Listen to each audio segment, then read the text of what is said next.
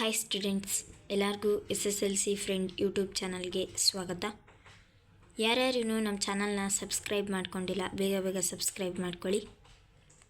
ಬನ್ನಿ ನಾವಿವತ್ತು model question paper 4 ಮಾಡೋಣ. ನಾನು ಫಸ್ಟ್ ಲ್ಯಾಂಗ್ವೇಜ್ ಕನ್ನಡ ಮಾಡ್ತಾಯಿದ್ದೀನಿ. ಬನ್ನಿ ನೋಡೋಣ.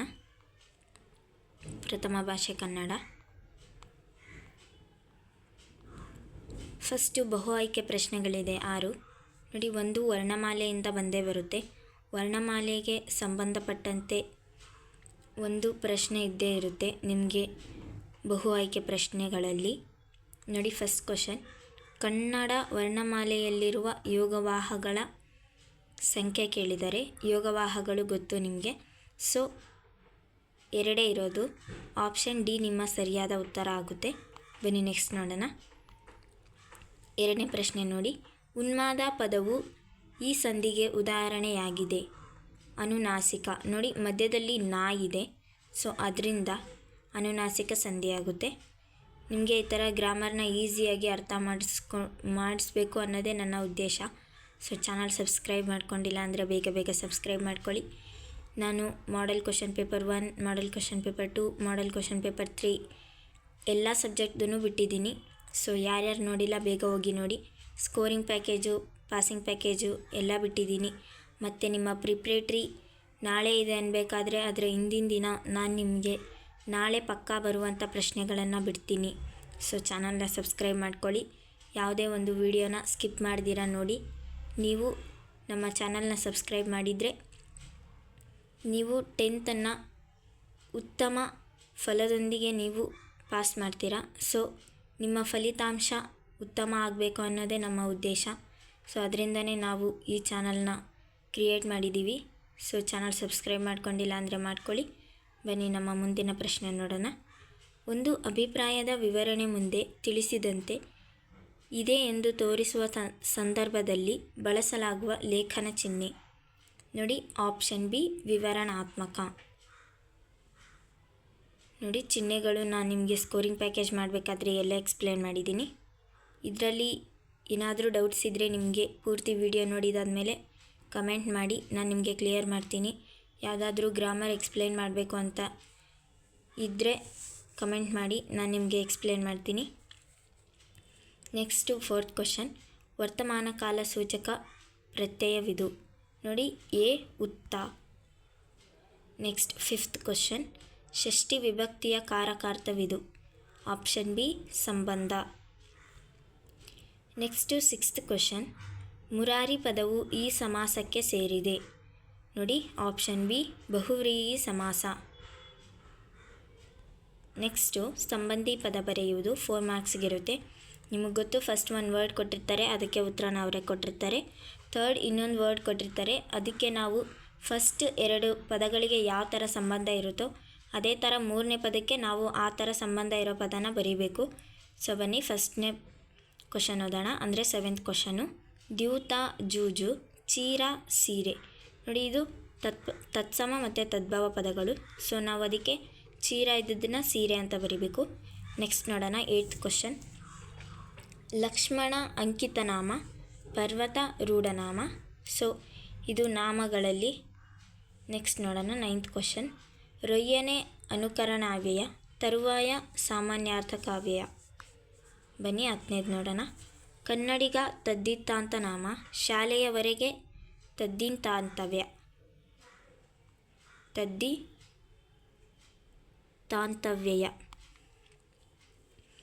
ನೆಕ್ಸ್ಟ್ ನೋಡೋಣ, ಒಂದು ಪ್ರಶ್ನೆ ಅಂದರೆ ಒಂದು ವಾಕ್ಯದಲ್ಲಿ ಬರೆಯುವಂಥ ಪ್ರಶ್ನೆಗಳು. 1 ಮಾರ್ಕ್ ಇರುತ್ತೆ ಒಂದು ಪ್ರಶ್ನೆಗೆ. ಬನ್ನಿ 11ನೇ ಕ್ವಶನ್ ನೋಡೋಣ. ಪ್ರಾಣಿಗಳು ತಮ್ಮ ಮಕ್ಕಳಿಗೆ ಯಾವ ವಿಚಾರವಾಗಿ ತರಬೇತು ಕೊಡುತ್ತವೆ. ನೋಡಿ ಆನ್ಸರ್ಸ್ ಅಲ್ಲೇ ಇದೆ. ನಾನು ಆನ್ಸರ್ಸ್ ಇರೋ ಕ್ವಶನ್ಸ್ನೇ ಮಾಡೆಲ್ ಪೇಪರ್ಸನ್ನೇ ಮಾಡ್ತಾಯಿದ್ದೀನಿ. ಸೊ ನಿಮಗೆ ಎಲ್ಲನೂ ವಿತ್ ಆನ್ಸರ್ಸೇ ಕೊಟ್ಟಿದ್ದೀನಿ. ಯಾವುದೂ ಕೂಡ ಬರೀ ಪ್ರಶ್ನೆ ಕೊಟ್ಬಿಟ್ಟು ನಿಮಗೆ ಟೈಮ್ ವೇಸ್ಟ್ ಮಾಡಲ್ಲ. ಸೊ ಆನ್ಸರ್ ಜೊತೆಗೇ ನಾವು ಪ್ರಶ್ನೆಗಳನ್ನು ಕೊಟ್ಟಿರ್ತೀವಿ. ನಿಮಗೆ ಒಂದು ಹೆಲ್ಪ್ಫುಲ್ ಆಗಲಿ, ನಿಮ್ಮ ಒಂದು ಸಮಯ ಕಡಿಮೆ ಹಿಡೀಲಿ, ಓದ್ಕೊಳ್ಳೋದಕ್ಕೆ ಸಮಯ ಜಾಸ್ತಿ ಸಿಗಲಿ ಅಂತ. ಸೊ ನಮ್ಮ ಚಾನಲ್ನ ಸಬ್ಸ್ಕ್ರೈಬ್ ಮಾಡ್ಕೊಳ್ಳಿ. ನಾವು ಬಿಡೋ ವಿಡಿಯೋನ ಪೂರ್ತಿಯಾಗಿ ನೋಡಿ. ಆಮೇಲೆ ವಿಡಿಯೋನ ಸ್ಕಿಪ್ ಮಾಡೋಕ್ಕೆ ಹೋಗಬೇಡಿ, ಯಾಕಂದರೆ ನಾವು ಮಧ್ಯದಲ್ಲಿ ಇಂಪಾರ್ಟೆಂಟ್ ಇರೋ ಕ್ವಶನ್ಸ್ನ ಹೇಳ್ತಾ ಇರ್ತೀವಿ. ಸೊ ಅದಕ್ಕೋಸ್ಕರ ಬನ್ನಿ ನೆಕ್ಸ್ಟ್ ನೋಡೋಣ. ಒಂದು ವಾಕ್ಯದ ಪ್ರಶ್ನೆಗಳು ನೋಡಿ. ಬನ್ನಿ 2-3 ವಾಕ್ಯದ ಪ್ರಶ್ನೆಗಳಿಗೆ ಹೋಗೋಣ. ನಿಮಗೆ 2 ಮಾರ್ಕ್ಸ್ ಇರುತ್ತೆ, 10 ಕ್ವಶನ್ಸ್ ಇರುತ್ತೆ. ಬನ್ನಿ ಫಸ್ಟ್ ಪ್ರಶ್ನೆ, ಆಂಗ್ಲ ಭಾಷೆ ವಿಶ್ವವ್ಯಾಪಿಯಾಗಲು ಕಾರಣವೇನು? ನೋಡಿ ಆನ್ಸರ್ ಇದೆ ಅಲ್ಲೇ, ನಿಮ್ಮ ನೋಟ್ಸಲ್ಲೂ ಸಹ ಇರುತ್ತೆ. ನೆಕ್ಸ್ಟು, ನಾಲ್ವಡಿ ಕೃಷ್ಣರಾಜ ಒಡೆಯರು ಸ್ಥಾಪಿಸಿದ ನ್ಯಾಯ ವಿಧಾಯಕ ಸಭೆಯನ್ನು ಕುರಿತು ಬರೆಯಿರಿ. ಈ ಪ್ರಶ್ನೆ ಅಷ್ಟು ಇಂಪಾರ್ಟೆಂಟ್ ಅಲ್ಲ, ಬಿಕಾಸ್ ಇದು ರಿಪೀಟ್ ಆಗಿಲ್ಲ ಜಾಸ್ತಿ ಕ್ವಶನ್ನು. ಇದು ಮಾಡೆಲ್ ಪೇಪರಲ್ಲಿ ಮಾತ್ರ ಕೊಟ್ಟಿರೋದು ಅನ್ಕೋತೀನಿ. ಸೊ ನಿಮಗೆ ಇನ್ನೊಂದೇನಪ್ಪ ಅಂದರೆ ಪ್ಲಸ್ ಪಾಯಿಂಟು, ನೀವು ಈ 4 ಮಾಡೆಲ್ ಕ್ವಶನ್ ಪೇಪರ್ಸನ್ನು ಓದ್ಕೊಂಡ್ರೆ ನಿಮ್ಮ ಒಂದು ಪ್ರಿಪ್ರೇಟ್ರಿ ಆಗಲಿ ಅಥವಾ ನಿಮ್ಮ ಫೈನಲ್ ಎಕ್ಸಾಮು ಎಲ್ಲ ಈ ಕ್ವಶನ್ಸಿಂದನೇ ಕವರ್ ಆಗಿರುತ್ತೆ. ಸೊ ಅದಕ್ಕೋಸ್ಕರ ನೀವು ಈ 4 ಮಾಡೆಲ್ ಕ್ವಶನ್ ಪೇಪರನ್ನು ಓದ್ಕೊಂಡ್ರೆ ನಿಮಗೆ 90+ ಸ್ಕೋರ್ ಮಾಡ್ಬೋದು ರಿಸಲ್ಟನ್ನ. ಸೊ ಅದಕ್ಕೋಸ್ಕರ ನೀವು ಈ 4 ಮಾಡೆಲ್ ಪೇಪರ್ನ ಓದ್ಕೊಳ್ಳಿ. ನಾನು 3 ಮಾಡಿ ಹಾಕಿದ್ದೀನಿ, ಆಲ್ ಸಬ್ಜೆಕ್ಟ್ದು ಕೂಡ. ನಾನು ಇವಾಗ 4th ಪೇಪರ್ನ ಸ್ಟಾರ್ಟ್ ಮಾಡ್ತಾಯಿದ್ದೀನಿ. ಸೊ ಎಲ್ಲರೂ ಈ 4 ಪೇಪರನ್ನು ಓದ್ಕೊಂಡು ನಿಮ್ಮ ಒಂದು ಎಕ್ಸಾಮ್ ರಿಸಲ್ಟನ್ನು ಚೆನ್ನಾಗಿ ಮಾಡಿ. ಆಮೇಲೆ ನಾನು ಸ್ಕೋರಿಂಗ್ ಪ್ಯಾಕೇಜ್ ಸಹ ಹಾಕಿದ್ದೀನಿ ನಿಮಗೋಸ್ಕರ. ನೀವು ಸ್ಕೋರಿಂಗ್ ಮಾಡ್ತೀನಿ ಅನ್ನೋರಿಗೆ ಯಾವುದೇ ರೀತಿ ಮೋಸ ಆಗಬಾರ್ದು ಅಂತ ನಾನು ಸ್ಕೋರಿಂಗ್ ಪ್ಯಾಕೇಜ್ ಹಾಕಿದ್ದೀನಿ. ಯಾಕಂದರೆ ಎಲ್ಲರೂ ಪಾಸಿಂಗ್ ಪ್ಯಾಕೇಜಸ್ ಕೇಳೋದು ಎಲ್ಲರೂ ಯಾವುದೇ ಚಾನಲ್ ಆಗಲಿ ಪಾಸಿಂಗ್ ಪ್ಯಾಕೇಜನ್ನೇ ಜಾಸ್ತಿ ಬಿಡೋದು ನೋಡಿದ್ದೀನಿ. ಸೊ ಅದಕ್ಕೋಸ್ಕರ ನಾನು ಸ್ಕೋರಿಂಗ್ ಪ್ಯಾಕೇಜ್ ಬಿಟ್ಟಿದ್ದೀನಿ. ನಿಮ್ಮ ಒಂದು ಫಲಿತಾಂಶ ಉತ್ತಮವಾಗಿ ಬರಲಿ ಅಂತ ಸ್ಕೋರಿಂಗ್ ಪ್ಯಾಕೇಜ್ ಬಿಟ್ಟಿದ್ದೀನಿ. ಯಾರ್ಯಾರು ನೋಡಿಲ್ಲ ಬೇಗ ಹೋಗಿ ನೋಡಿ. ಬನ್ನಿ ನೆಕ್ಸ್ಟ್ ನೋಡೋಣ. ಲಂಡನ್ ನಗರದಲ್ಲಿನ ಇಂಡಿಯಾ ಆಫೀಸನ್ನು ಕುರಿತು ಬರೆಯಿರಿ. ನೋಡಿ, ಲಂಡನ್ ನಗರದಲ್ಲಿನ ಇಂಡಿಯಾ ಆಫೀಸನ್ನು ಕುರಿತು ಬರೆಯಿರಿ. ಇದು ಸಹ ಅಷ್ಟು ಇಂಪಾರ್ಟೆಂಟ್ ಅಲ್ಲ, ಇದು ನಿಮಗೆ ಪ್ರಿಪ್ರೇಟ್ರಿನಲ್ಲಿ ಮಾತ್ರನೇ ಬರೋದು. ನೆಕ್ಸ್ಟ್ ಕ್ವಶನ್ನು ಅಷ್ಟೇ, ಸೂರ್ಯಮಿತ್ರನು ಅಗ್ನಿಭೂತಿ ವಾಯುಭೂತಿಯರಿಗೆ ವಿದ್ಯಾಭ್ಯಾಸದ ನಂತರ ಮಾವನೆಂದು ಹೇಳಲು ಕಾರಣವೇನು? ಇದು ಸಹ ಅಷ್ಟು ಇಂಪಾರ್ಟೆಂಟ್ ಅಲ್ಲ. ನೆಕ್ಸ್ಟ್ ನೋಡಿ, ಇಲ್ಲಿ ಪ್ರಶ್ನೆ ಇದೆ. ಸೊ ಹಕ್ಕಿಯ ಹಾರಾಟವನ್ನು ಆಕಾಶಕ್ಕೆ ಹೇಗೆ ಹೋಲಿಸಿದ್ದಾರೆ? ಈ ಪ್ರಶ್ನೆ ಇಂಪಾರ್ಟೆಂಟು. ನೋಡಿ ನಾನು ಮಾರ್ಕ್ ಮಾಡ್ತಾ ಇದ್ದೀನಿ. So 22nd question. 23rd ಸಹ ಇಂಪಾರ್ಟೆಂಟು. ಹಲಗಲಿಗೆ ದಂಡು ಬರಲು ಕಾರಣವೇನು? ನಿಮಗೆ ಗೊತ್ತು, ಹನುಮ, ಬ್ಯಾಡರ ಬಾಲ, ರಾಮ, ಜಡಗ ಇವರು ಬ್ರಿಟಿಷ್ ಸರ್ಕಾರ ಹೊರಡಿಸಿದ್ದ ನಿಶಸ್ತ್ರೀಕರಣ ಆದೇಶನ ವಿರೋಧಿಸ್ತಾರೆ.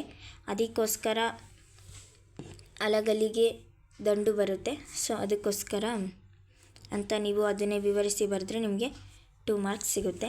ಬನ್ನಿ ನೆಕ್ಸ್ಟ್ ನೋಡೋಣ. ಬಾಲಕ ಭಗತ್ ಸಿಂಗ್ ಜಲಿಯನ್ ವಾಲಾಬಾಗ್ನಿಂದ ಮಣ್ಣನ್ನು ತಂದ ಸಂದರ್ಭವನ್ನು ಬರೆಯಿರಿ. ನೋಡಿ, ಇದು ಸಪ್ಲಿಮೆಂಟ್ರಿ ರೀಡಿಂಗಿಂದ ಕೊಟ್ಟಿರೋ ಕ್ವಶನ್ಸು, ನಿಮಗೆ ಪೂರಕ ಪಾಠಗಳಿವೆಲ್ಲ. ಅಂಟು ದಿಸ್ ಲಾಸ್ಟ್ ಕೃತಿ ಗಾಂಧೀಜಿಯವರ ಮೇಲೆ ಯಾವ ಪರಿಣಾಮ ಬೀರಿತು? ಇದು ಸಹ ಇಂಪಾರ್ಟೆಂಟ್ ಕ್ವಶನ್, 2 ಮಾರ್ಕ್ ಕೊಡ್ತಾರೆ. ಭಗವಂತನಲ್ಲಿ ಶರಣಾಗುವ ಭಾವ ಅಕ್ಕ ಮಹಾದೇವಿಯ ವಚನದಲ್ಲಿ ಹೇಗೆ ವ್ಯಕ್ತಗೊಂಡಿದೆ? ನೋಡಿ, ಅದು ಕೂಡ ಅಷ್ಟೇ ಇಂಪಾರ್ಟೆಂಟ್ ಕ್ವಶನ್ನು. ನೆಕ್ಸ್ಟ್, ಗುರುಪದೇಶದ ಗುಣಗಳನ್ನು ಪಟ್ಟಿ ಮಾಡಿ. ಸೊ ಇದು ಇಂಪಾರ್ಟೆಂಟ್ ಕ್ವಶನ್ನೇ, ಆ ಪಾಠದಿಂದ ಬರೋದೇ ಇದೊಂದು ಪ್ರಶ್ನೆ. ಸೊ ನೀವು ಇದೊಂದು ಪ್ರಶ್ನೆ ಓದ್ಕೊಂಡ್ರೆ ಸಾಕು ಆ ಪಾಠದಿಂದ. ಬನ್ನಿ ನೆಕ್ಸ್ಟ್ ನೋಡೋಣ.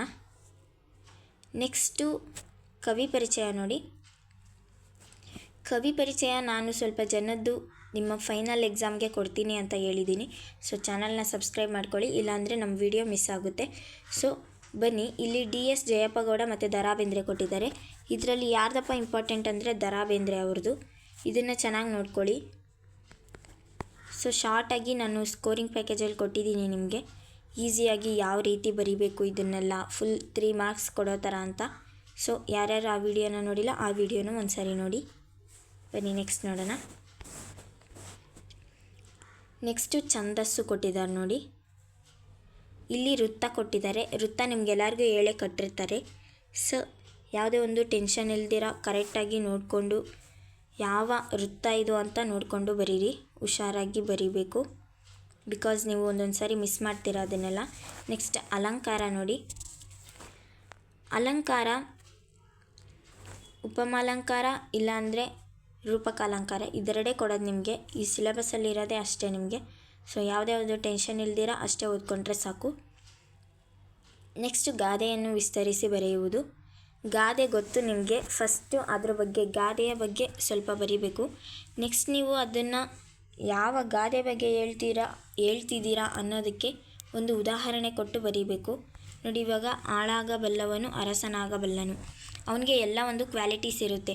ಅಂದರೆ ನೀವು ಇವಾಗ ಮೈ ಬಗ್ಸಿ ದುಡಿದ್ರೇ ನಿಮಗೆ ದುಡ್ಡು ಬರುತ್ತೆ, ಅಥವಾ ನೀವು ಕುಂತ್ಕೊಂಡು ತಿನ್ಬೋದು. ಅದೇ ರೀತಿ ಇದು ಸಹ ಅಷ್ಟೇ. ಆ ಥರ ಉದಾಹರಣೆ ಕೊಟ್ಟು ಬರೆದ್ರೆ ನಿಮಗೆ 3 ಮಾರ್ಕ್ಸ್ ಕವರ್ ಆಗುತ್ತೆ. ನಿಮ್ಮ ಒಂದು ಕನ್ನಡ ವ್ಯಾಕರಣ ಎಲ್ಲ ಕರೆಕ್ಟಾಗಿರಬೇಕು.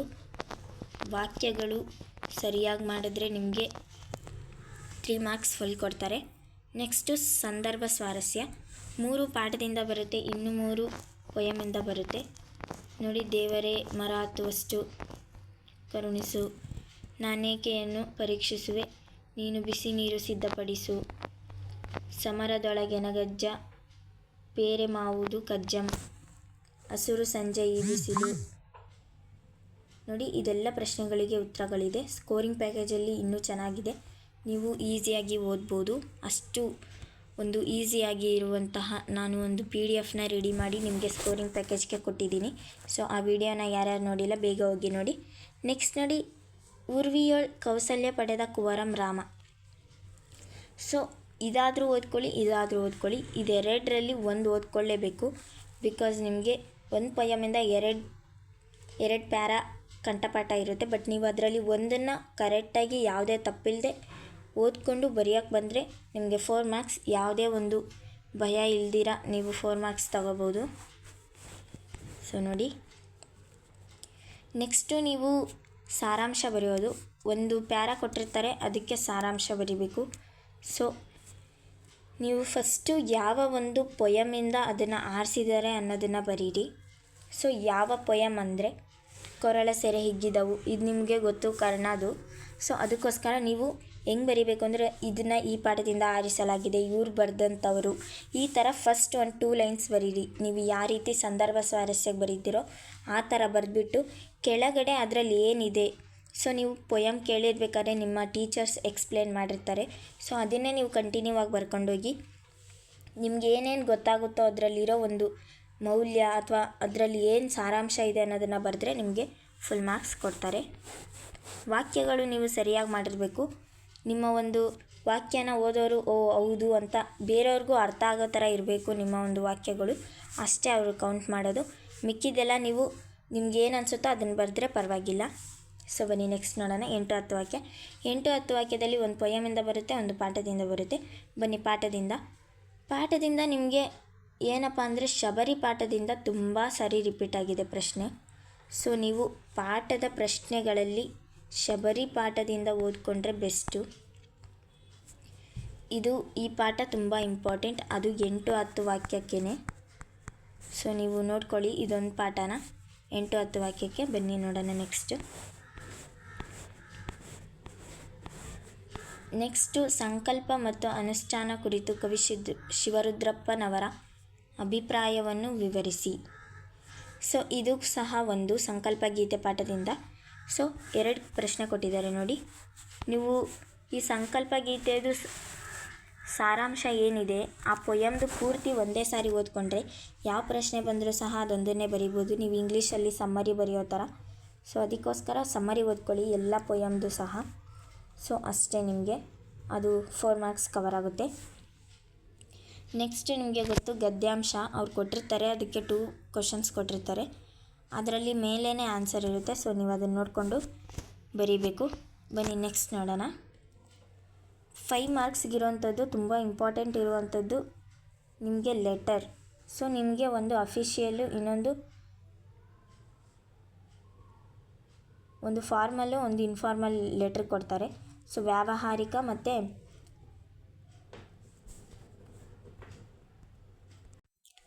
ಖಾಸಗಿ ಪತ್ರ ಅಂತ. ಸೊ ನೋಡಿ, ಫಸ್ಟ್ ವ್ಯಾವಹಾರಿಕ ನೀವು ಪ್ರಶ್ನೆ ಓದ್ಕೊಳ್ಳಿ, ಯಾರಿಗಾದರೂ ಲೆಟರ್ ಅರ್ಥ ಆಗಿಲ್ಲ ಅಂದರೆ ಹೇಳಿ. ನೆಕ್ಸ್ಟ್ ಖಾಸಗಿ ಪತ್ರ ನೋಡಿ, ಅಂದರೆ ನಿಮ್ಮ ಪ್ರೈವೇಸಿ ಲೆಟರ್ ಇದು. ಸೊ ನಿಮ್ಮ ಅಪ್ಪ ಅಮ್ಮ ಅಥವಾ ನಿಮ್ಮ ಒಂದು ಸ್ನೇಹಿತ ಅಥವಾ ನಿಮ್ಮ ಸ್ನೇಹಿತೆ, ಸೋದರ ಸಹೋದರಿ, ಯಾರಿಗಾದರೂ ಬರಿಬೋದು. ಸೊ ಅದು ಖಾಸಗಿ ಪತ್ರ. ಬನ್ನಿ ನೆಕ್ಸ್ಟು ಇನ್ನೊಂದು 5 ಮಾರ್ಕ್ಸಿನ ದೊಡ್ಡ ಪ್ರಶ್ನೆ ಅಂದರೆ ಪ್ರಬಂಧ ಬರೆಯುವುದು.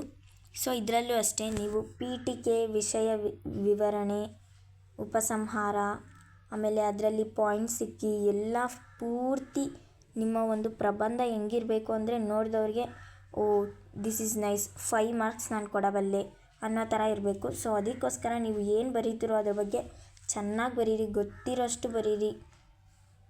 ನೀವು ವಾಕ್ಯ ಮಾಡಬೇಕಾದ್ರೆ ಸರಿಯಾಗಿ ವಾಕ್ಯ ಮಾಡಿ, ಬೇರೆಯವರು ಓದೋರಿಗೆ ಅರ್ಥ ಆಗಬೇಕು, ಆ ರೀತಿ ವಾಕ್ಯಗಳನ್ನ ಬರೆದ್ರೆ ಸೊ ನಿಮಗೆ ಫುಲ್ ಮಾರ್ಕ್ಸ್ ಕೊಡ್ತಾರೆ. ಪ್ರಬಂಧದಲ್ಲಿ ಏನೂ ಇಲ್ಲ, ನೀವು ಸಾಮಾನ್ಯವಾಗಿ ತಿಳ್ಕೊಂಡಿರೋದನ್ನೇ ಬರೀಬೇಕು.